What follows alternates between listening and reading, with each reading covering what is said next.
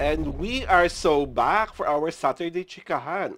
Ito po si Alwin Ignacio, the Divo that you love. Kasama ko ang aking kaibigang Bongga. Glency Bongga! Ito po ang The TT Show, ang Taray at Halakin Showbiz Edition. And of course, ang The TT Show, laging in na in. Correct. Alam namin kung sino ang mga influencers na totoo ha, Oo. hindi drawing. Yung nag-i-influence talaga. Nag-i-influence talaga, yung nakakapagbagalaw ng mga bagay-bagay sa merkado. At ang aming mong pag-uusapan ngayon, talaga naman, grabe po ang kanyang influence, ang influence ng kanyang family. Correct. Dahil nga, sa lahat ng mga sikat na social media platforms, mapa Facebook, YouTube, Instagram at TikTok, lahat po yan, meron silang laging more than 2 million Yes. subscribers or followers. Oo. So, ang pag-uusapan po natin ngayon ay ang hindi po siya bagong pangalan ha, lalo na sa social media. Kasi nga, sabi nga namin, in ang kanyang kasikatan because she really yields influence. At ito po ay si Miss Geraldine Blackman. Yes. Kaibigan din, pakwento mo naman sa amin, sino ba to si Geraldine Blackman? Pakilala mo naman siya sa ating mga The TT subscribers. Ayan, si Geraldine Blackman mula sa The Blackman family, ang pinakabagong endorser ng Beauty Derm. Okay. Yan. Siya yung ang ini-endorse niya ay ang Cristox serums, yung tatlong serums ng Beauty Derm. Na ano mga effect ng mga serum na to sa balat? Ayun nga, syempre bukod sa sa nagpapaganda, nagpapakinis, talagang yung mga lines at saka ay nawawala. Pati ang mga melasma and correct. Kaya talagang bagay na bagay sa kanya yung pagiging diwata ng kagandahan. Si Miss Geraldine ba is woman of a certain age already? Hindi naman siya batang-bata, hindi naman matandang-matanda pa. Middle Mga ilang age. taon na siya, alam mo? No? I think nasa 30 plus. In her 30s. So, ngayon pa lang she's trying to correct whatever ang mga ravages ng Mother Nature through the products of Beauty Derm. Lalo na ngayon kasi napaka-busy niya.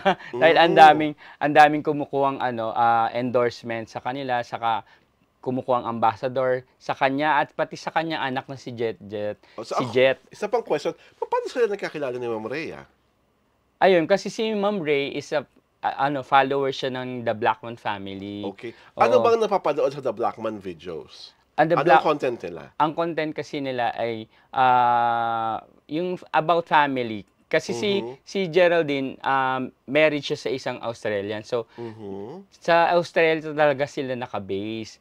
Tapos, parang ang tinatalakay nila dun sa content nila is paano yung pagiging mag-asawa ng isang foreigner at saka Pilipino. Tapos lalo na si Jet, may mga may mga sinasabi siyang salita in Filipino.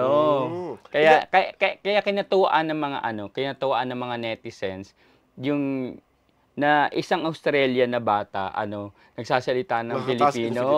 So, si Miss Geraldine, anong pangalan ng husband? Ano nga ba? bigla ano ang pangalan ng husband niya? Kasi hindi po yung The Blackman family lang. Si Jet yung anak. Ilan na anak nila? 2 ang anak nila. Si Jet yung lang ng kasama. How old is Jet? Si Jet, I think is parang 4 years old. Boy, girl? Ha? Boy or girl? Si Jet is girl. Tapos meron pa isang boy. Yun ang bunso, yung boy. Hindi, si Jet yung bunso. Si Jet. So, may eldest na mas matandang lalaki. Pero hindi siya kasama sa mga beauty campaign na to. Actually, sa isang video, kasama yung lalaki. Na paano lang, kasi meron silang, ang Beauty Derm kasi merong facial wash, yung June, na kumbaga pwede ang mga bata. Ano siya, napaka safe niya at saka kumbaga, hindi siya matapang, kaya safe sa skin ng mga bata. Parang hypoallergenic. Correct, Okay. So, itong si Miss Geraldine Blackman, ano impression mo sa kanya when you first met her? Kasi di ba very recently siya the press con? Actually, nung nasa press con kami, first time ko siya makita. Tapos, syempre, isa ako sa mga nagtanong. So, after ng press con, na-touch ako kasi, alam mo yun, kilala niya agad yung pangalan ko. Sabi niya sa akin, nice to meet you, Kuya Glenn. Para na-touch ako noon kasi alam mo yung ibang artista Ay, natin. totoo yan. Yung ibang artista natin, parang ilang beses na ako nagpakilala, ilang beses mo nang na-interview, pero Tapos may hindi pa rin, amnesia.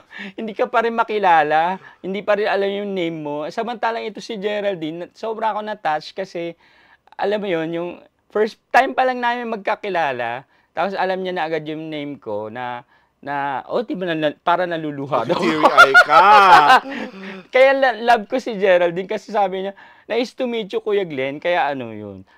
Sabi ko nga sa kanya, parang, how is it, what's the best thing about being a beauty derm ambassador? Ano sabi niya? Yun nga sabi niya, she gets to try all the beauty derm products na talaga napaka-effective sa kanya. At kitang-kita naman yung kasi parang hindi pa ganun katagal niya ginagamit pero naging dewy face na siya, di ba? Usong-uso ngayon ng dewy face, di ba? Dahil sa epekto ng mga serums na ini-endorse niya. At saka yung iba pang products, of course, ng beauty derm. So, happy naman si Ma'am Ray na nakatagpo siya ng bonggang-bonggang endorser. So, happy si Ma'am Ray kasi nakita niya ganun ka-effective. Biruin mo, wala pang isang araw, milyon na agad yung views ng Congrats, ng Ma'am content. Ray. Congrats, Geraldine. At saka ang sipag-sipag ni Geraldine mag-promote.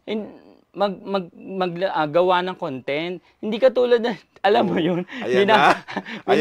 Alam mo, ang daming kinukuhang endorser na artista, pero ang hirap sabihan na, minsan sinasabihan pa na, mag-post ka naman, di ba? Ito may kusang palo.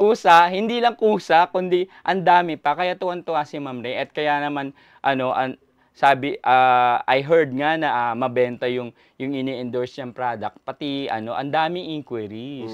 Ang curious pang malaman kasi everywhere nakikita naman si Miss Rhea Tan. Si Miss Rhea Tan sa videos, television interviews, sa news. Ano ba talaga ang ugali ni Rhea Tan at talagang mahal na mahal siya ng entertainment press? Si Ma'am Ray kasi diba, ang dami rin naman mga beauty gurus, beauty experts, nagbebenta na kung ano mga bakay-bakay, pero parang walang ganyang ka-warm na relationship. Ikaw, Glenn, bakit nga ba mahal na mahal ng entertainment press si Ma'am Ray? Ako lalo na sa akin kasi from your personal experience. Napalapit talaga ako kay Ma'am Ray. Ay, naiyak daw ako.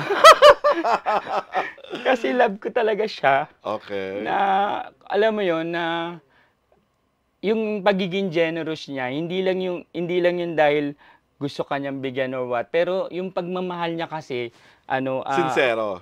Pamilya na yung turing niya sa'yo pagka minahal ka niya. Maraming beses na ako natulungan ni Ma'am Ray. Isang halimbawa na nung namatay yung tatay ko.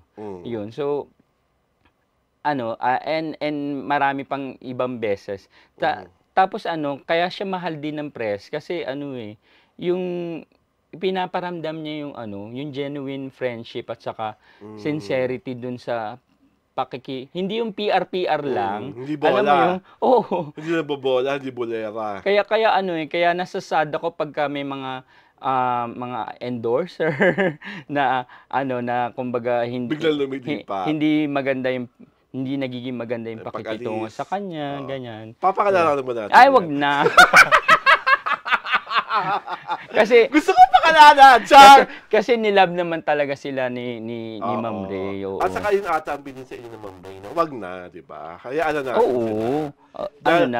Blessed naman siya. Kumbaga marami pa rin naman siyang ambassadors na hanggang ngayon. Kasi si Ma'am Ray, yung hindi naman siya talaga yung nagtatanggal. Kaya padagdag yung ambassadors niya. Kasi hindi naman siya yung nagtatanggal talaga. Kaya lang, kung talagang hindi ka naman nakakapag-deliver, di ba? Sa pinirmahan yung contract, syempre, di ba? Walang magagawa kundi wag niya pagpatuloy ang kontrata. Oo, kahit na ilang beses na minsan na tawag doon, nag-renew, pero di ba? And we're sharing this story kasi ang sarap-sarap pakinggan na meron talaga mga babaeng successful. Dahil just like Miss Geraldine Blackman and just like Miss Rhea Tan, pwede natin silang maging source of inspiration.